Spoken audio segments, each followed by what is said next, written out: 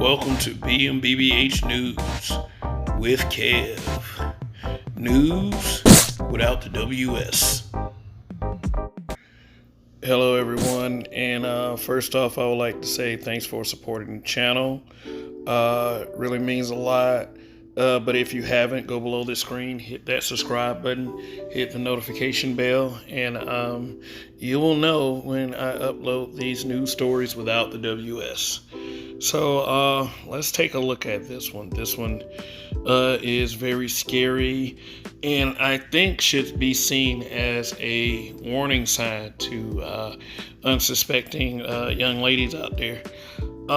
This is Chad Wheeler, offensive lineman, now formerly of the Seattle Seahawks. Was arrested Saturday on charges of domestic violence and assault. The 6'7", 310-pound Chad beat his girlfriend when they got in a fight after she refused to bow to him. Now, if that doesn't sound like some WS, I don't know what does. Again, this pale behemoth assaulted his Nubian queen after she refused what may have been probably the usual stuff. Now, according to reports, he beat her and threw her on the bed and strangled her until she was unconscious, and in the process dislocated her arm. When she came to, Wheeler said to her, "Wow, you're alive?" She ran and locked herself in the bathroom and called 911. It was also reported that she told the 911 operator that Wheeler was killing her. The police arrived only to find him standing over her, scared and beaten, drinking a smoothie. Wow. Well, once he was taken into custody, she told cops that he was bipolar and missed his meds.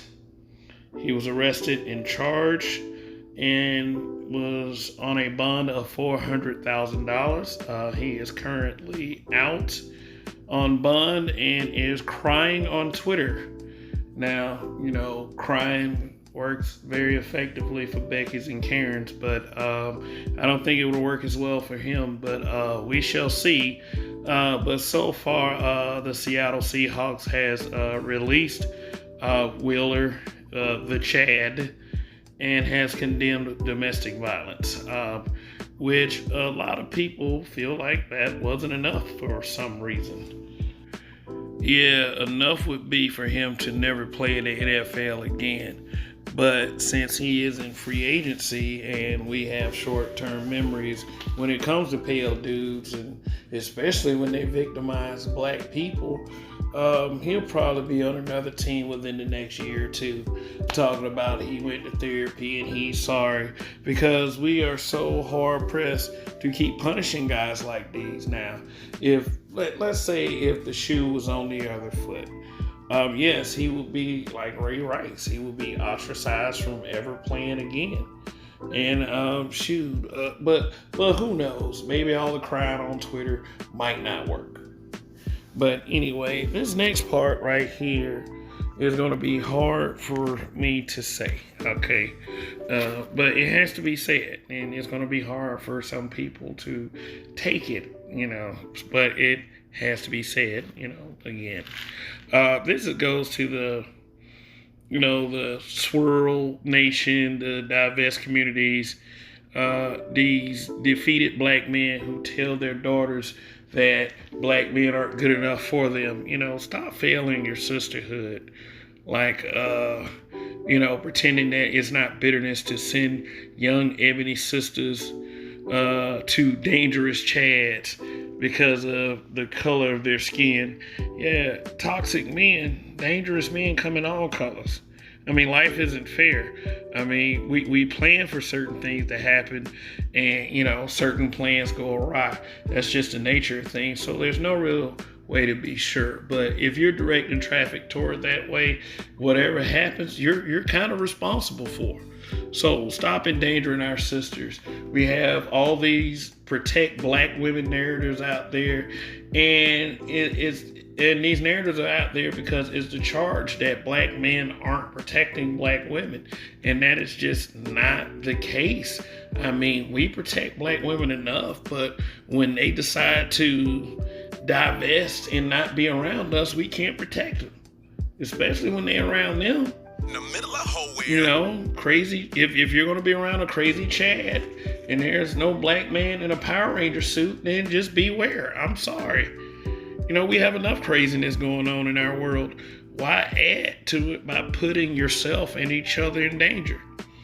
But who knows? I mean, maybe after this unstable, gargantuan, violent, toxic Chad gets the help that he needs, you know what? Either one or two things are going to happen.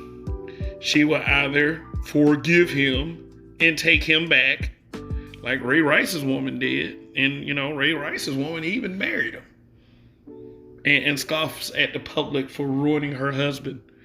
Or one of her BW melanated friends might move in on the Chad while she's trying to recover and take this Chad for herself, because, you know,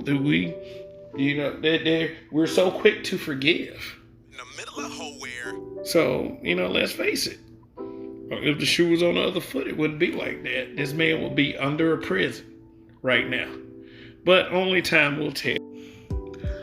So, to my sisters out there who have influence and that are content creators and that run publications, are you going to publish a story like this, you know, and raise awareness that this 5'9", 140-pound young lady was victimized by this dangerous person? Or are you going to stay silent and tell other young women to put themselves in harm's way by your little divesting or whatever? I mean, not to say that it can't happen to them, but if they stay within their own kind. But at the same time, it was like I said earlier, danger comes in all colors. So it's just a bad thing to it's just a bad thing to try to push someone to do something under horrible circumstances.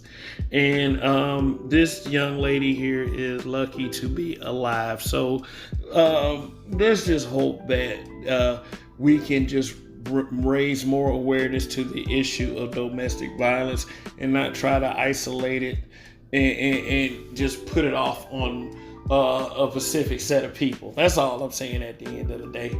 But take it how you want to take it. Let's see if, you know, more places is going to talk about this particular story. But anyway, let me know what you think in the comment section, and you know, hit the like button. And if you haven't, go below this screen and hit that subscribe button as well. This is Kev. Long live the habitual line steppers, and Kev we trust. Goodbye for now.